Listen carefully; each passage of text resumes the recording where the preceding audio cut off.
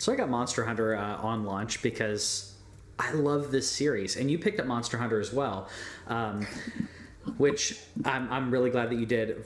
First of all, I would like to say, if you haven't played Monster Hunter before, Monster Hunter is a great third-person action game where you grind and you get things and you get new items out of the things that you hunted, and it's an ongoing cycle to get you to be able to fight bigger and bigger monsters. But unfortunately this is not cross-play. I want to make sure people know that before you buy it, before you get into it, make sure you know if you have friends, who bought it on what platform, because that's really important here. We purchased it on PlayStation, so feel free if you want to play with us, grab it on PlayStation. Message us on Facebook and Twitter and all kinds of places. Message us to let us know if you know who you are, and find a time we can meet up with you, because this game is multiplayer, and I love it.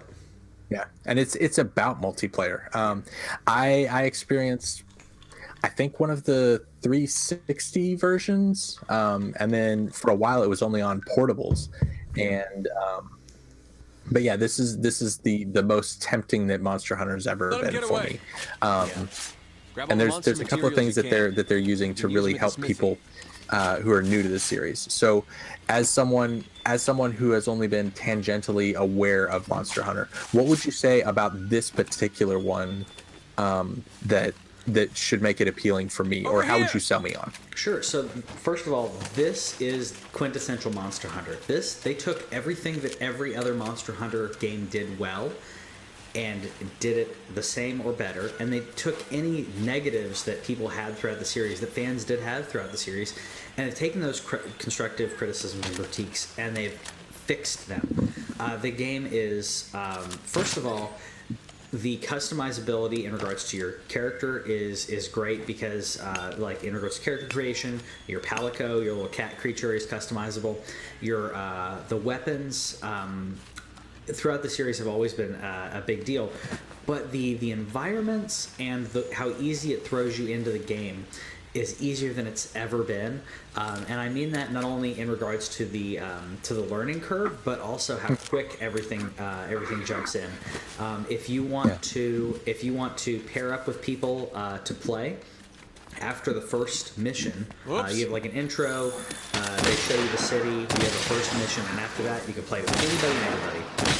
And it's easy. At any point, you can go up to either your handler, or you can go up to any mission board, actually like quest boards. Go up there, select a mission, and you can say, I want to host one, or I want to join one. You can limit it. If you don't want to play with anybody online, you can select a mission and say, I want one player, and that's me. I did that.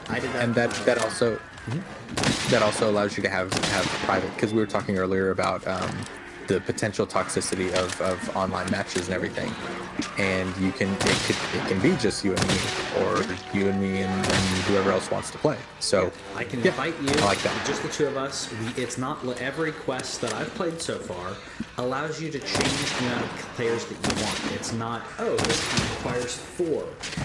You can say, that's cool. Do this with 4 people? Okay. Do it with 1 person? Whatever. I haven't checked yet to see if it scales amount of enemies. Like, for instance, the first main quest, you have to kill 6 Jagras. And now 7 Jagras. Now, if I'm playing solo with 7, now I don't know if we play together if it's 14, or how that works. That would be interesting. That would be interesting. So, I will say, I like, not only that, they've really emphasized the multiplayer on this in regards to the weapons. There are just as many, almost as many ranged weapons as are melee weapons. Okay. Actually, they're more. So they're more melee, but they're giving you more of a choice. It's not ranged. You have one thing. You have multiple. They're balanced still when it comes to the amount of damage. You have enough choices that even if you pick, like for instance, I picked a medium ranged weapon that has speed and mobility still. You have ones that are like longer range, like a sniper, that are really high impact, but it limits your mobility. There's balance there, but you can also choose your ammo type. Same thing with when you're playing a melee character. There's enough flexibility within every weapon to continue to have that weapon be fun, and that's what I really enjoyed. Also, the graphics in the graphics in the world are really great. I wish it's really pretty. It's pretty, especially the cats. I love the cats. I will say that I do have a complaint with this, as I do with a lot of things. It is semi voice acted because you're sorry, my dog's barking. No, they object to semi voice acting. I get it. They do. It frustrates me because you have these cutscenes that are fully voice acted, and then you go talk to an NPC right after the cutscene, and he says like the first line. Ooh, and then the rest is text. And then like towards the end, he's like, "Better get going," but his text doesn't say that, and that to me is irritating. I really wish it was fully voice acted. I know that this game goes to any and every country. I mean, it is so international. Yeah. I get that aspect of it, but that was frustrating to me because I've been spoiled by games now, and I want fully voice acted. The game is beautiful though. The environments are beautiful. I mean, if indies can do it, a AAA game can do it. Yeah. The only frustration that I have on this game is that they've added, and correct me if I'm wrong in the comments, they've added climbing to the game, because I don't remember that in the previous Monster Hunter games that I played. There's been some vertical climbing, except in a lot of the maps there are areas with a rock that's about eye level, and that means you can't climb that rock. Again, Breath of the Wild arbitrary. Yeah.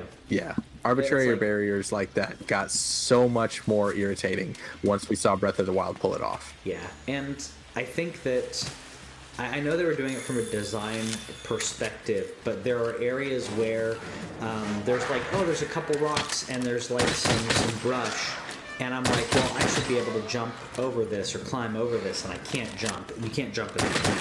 You can roll, but you can't jump. But you can't climb over it. Like, that sucks. And then later on, there's an area that has like really thick vines, and it's like, if you go over there, you can kind of push through them. And I'm like, why can't I climb over this, but I can push through this, but I can climb over the other thing? It's a little frustrating there.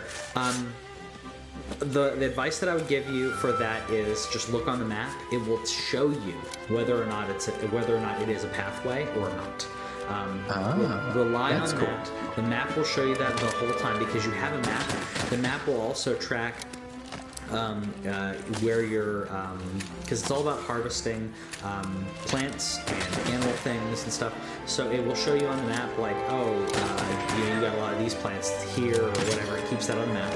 It also shows you all of the pathways that you can go through, which I think helps. So just look at your map in regards to what you're trying to track, to not hit a dead end. Because I've had a couple times where I'm like, this will be a shortcut. No. So just rely on your map. Unfortunately, it's not Skyrim, it's not Breath of the Wild, but it's really fun. I really recommend it. So if you do choose to play, I am twin_pi on there, and Patrick is Whitrick, WHITRICKO8. Yep. And shoot us a message either on PlayStation or via Twitter or however. And I'm going to be trying to play on Monday and Thursday nights. We'll see how that goes. My schedule's a bit weird right now. Yeah. But that is my hope, sure. And so we'll see how that goes. And reach out to us and let us know if you would like to play with us. Exactly. So, thanks. And if you're just joining us for the first time to watch us live on Facebook or whatever, go ahead and go like our Facebook page and follow us on Twitter and YouTube's and get all of our information there, because we really love our community and we love interacting with you guys. Yeah. It's the easiest way to follow us is to follow us everywhere that you already follow people, because we're everywhere. Exactly. So there you go. Thanks for watching This Week in Our Collective Heads. Subscribe over here and click the bell, and that way you'll know about any new videos that we put up, because we put up a lot of a lot of gameplay, a lot of stories from games and stuff like that, and gameplay is down here. Yeah, and you got more editorials and news stuff down here. Check it out.